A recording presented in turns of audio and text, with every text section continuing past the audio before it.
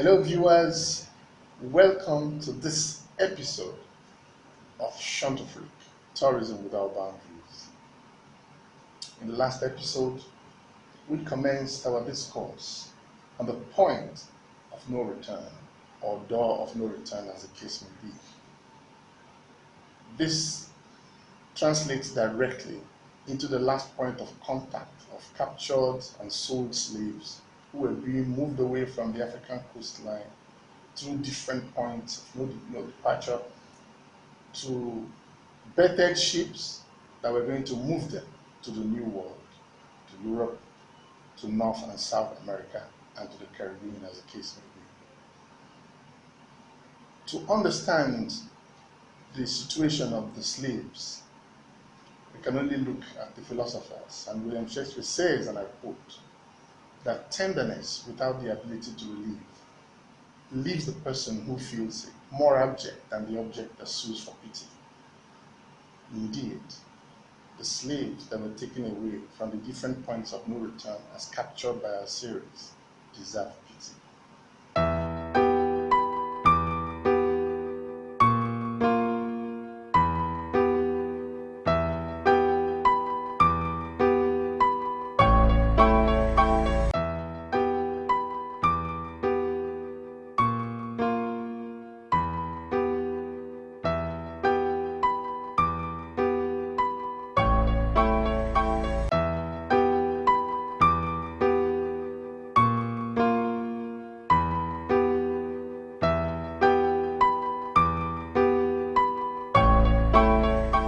On Shantofrik, the intent is to tell the African story for an African perspective, not for the sake of embellishment, but to ensure that history, in its historicity, is kept accurate as much as humanly possible.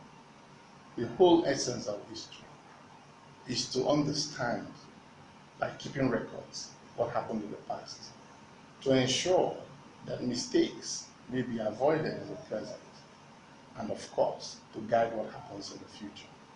That is part of the legacy that Shantofrik intends to leave behind. My name is Theodore Obichiken, and today we are continuing on the discourse on the different locations of the point of no return as they occur on the continent of Africa, the intent behind its operationalization, the methodology with which it happened, and eventually why it had to close down through the abolition of slavery. Thanks for your attention and keep watching. This is Shantofrik, Tourism Without Boundaries.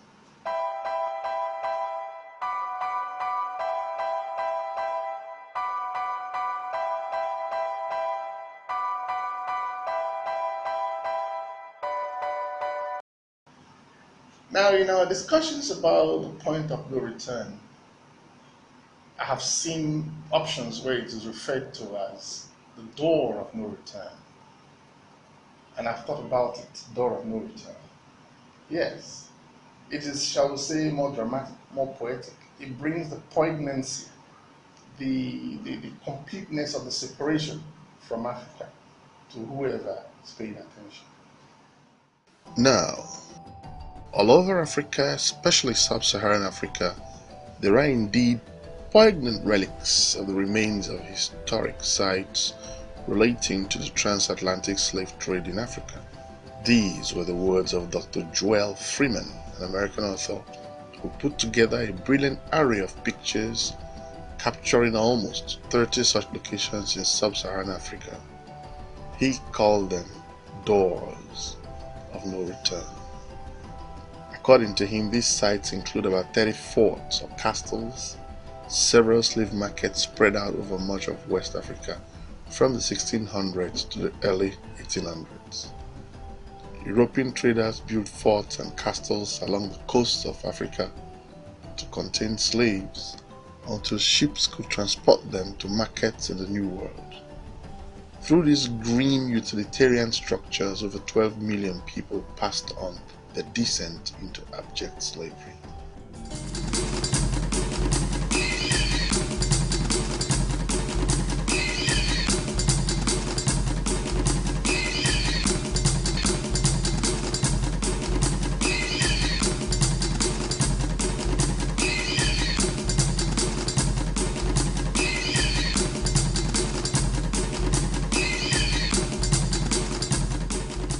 If you look at the continent of Africa, you will find out that slavery occurred in virtually all aspects of Africa.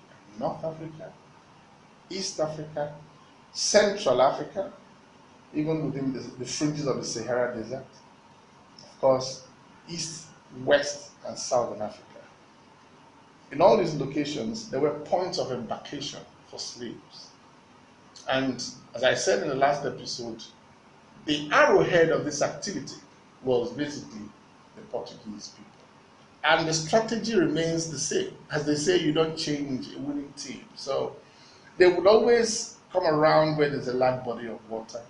They will assess the hinterland and interact with the natives. They will mix with the chiefs, the vassal chiefs, the people that are in charge, and discuss with them and entice them with gifts. And of course, when the acquisition of slaves starts, starting very gently with cast-offs, prisoners, never-do-wells, the dregs, as it were, of the society. Gradually, this will peter off, and then the need for abduction will start.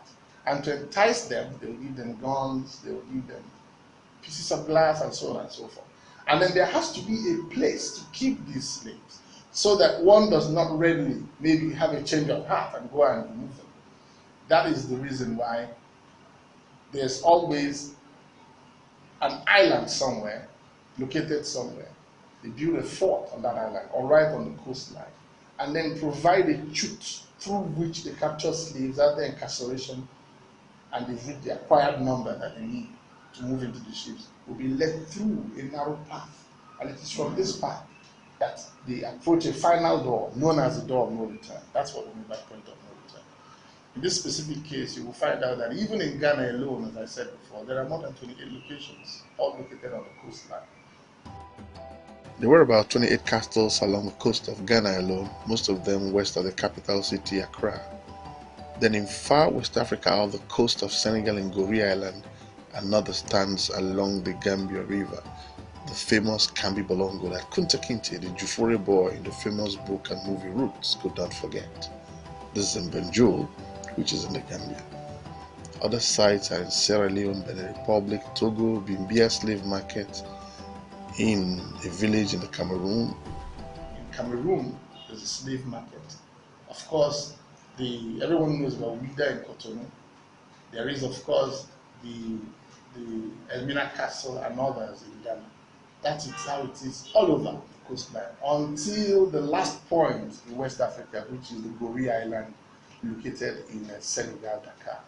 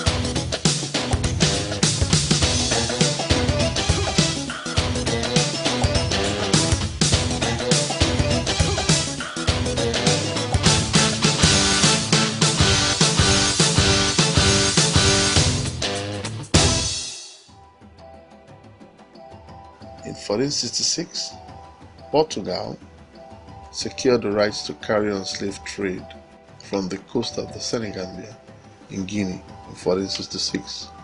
One of the most popular points of no return in West Africa is in Gorée Island, which is in Dakar, and Dakar is located in Senegal.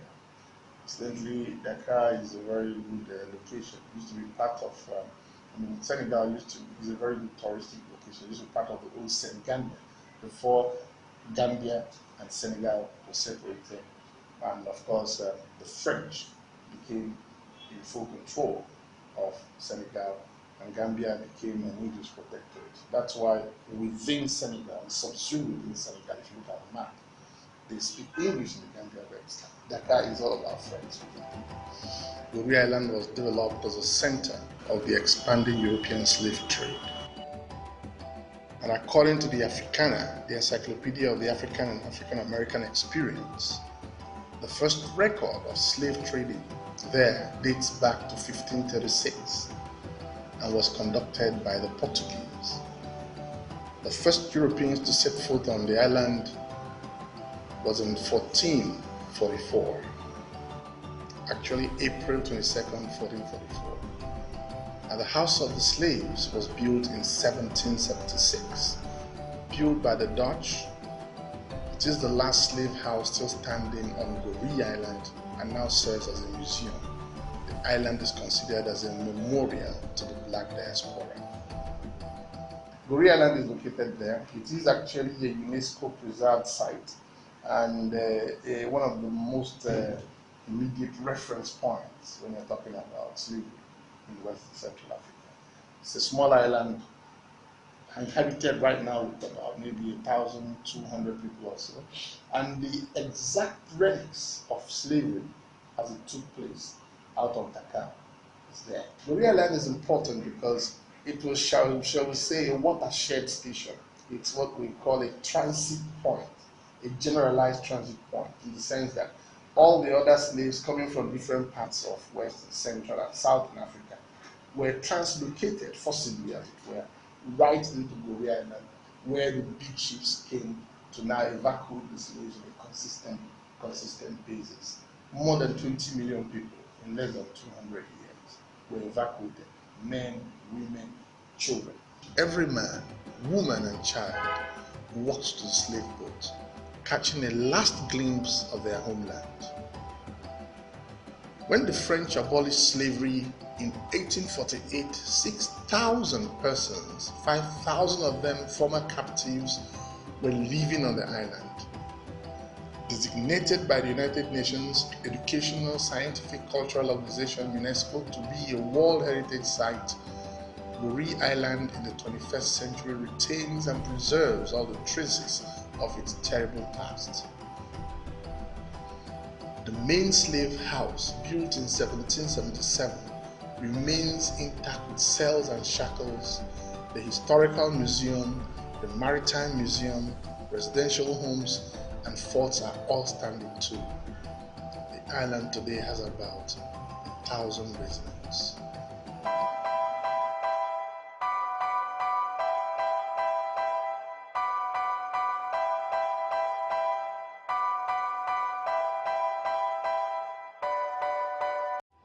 Ribera Grande, later called Ciudad de Vila in present-day Cape Verde, became the important slave trade harbor for a century or more.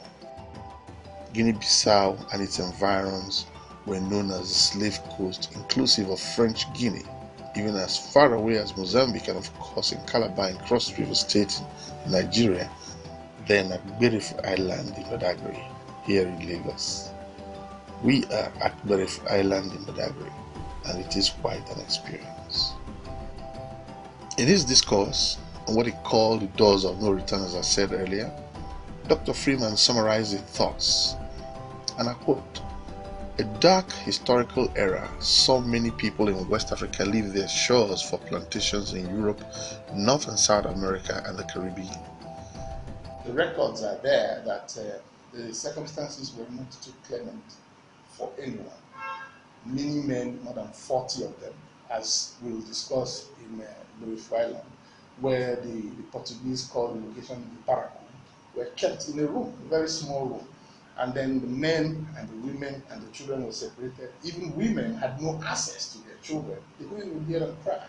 And of course, like in all human circumstances, there were people that were recalcitrant and could not accept the concept of being incarcerated. Different kind of personalities. These personalities probably were the type you call the choleric personality types, and they were aggressive, and they tried to fight the slave masters.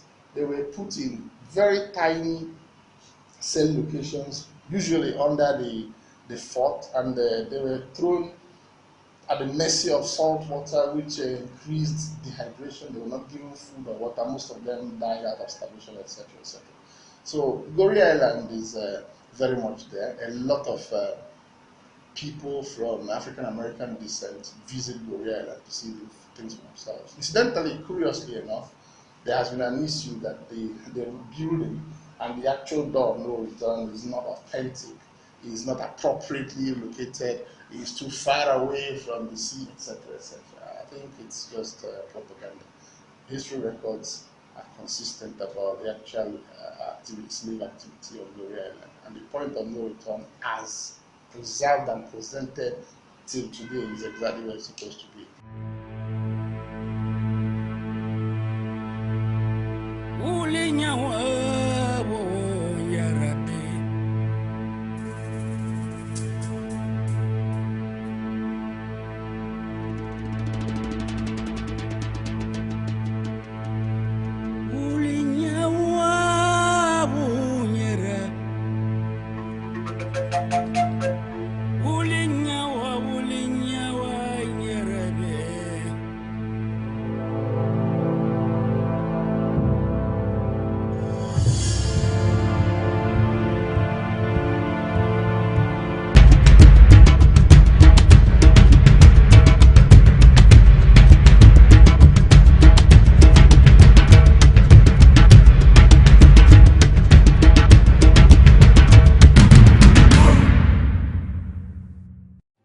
The famous slave trade in Nigeria is not known to many people, like the slave trade activities in Ghana, Senegal, Togo, and Benin. Nigeria and Ghana were former British colonies. Senegal, Togo, and Benin were former French colonies. The ancient town of Badagry was founded in 1425 AD, and our visit to Badagry and the Goree Island, where the point of no return is situated, is the main focus of this episode. Dwelling further on slavery, the real import of it really is to look at what are the circumstances of Africa. Have we learned from slavery? Have we improved from it? Have we become unshackled in any way? Because really, tracing our history prior to, well, let's call it the Dark Ages, for want of a better collective now, or descriptive term, we now got into slavery, being adopted forcibly by white people and so on. Now a situation arises where we are in economic slavery, because after slavery was abolished, we got involved in colonization. And to me, in so many ways, that was also perhaps a modified form of slavery. Because at the end of the day, there was forced labor, happened in the Congo, happened in Namibia, happened virtually all over the sub-Saharan Africa. And you find that people were made to, for instance, to cultivate cotton free of charge, then sell the cotton to the colonized master for a pittance, and then shirts and materials are made from this cotton and sent back to us, to Africa, for a much higher sum. We couldn't have a good balance of trade doing things like that.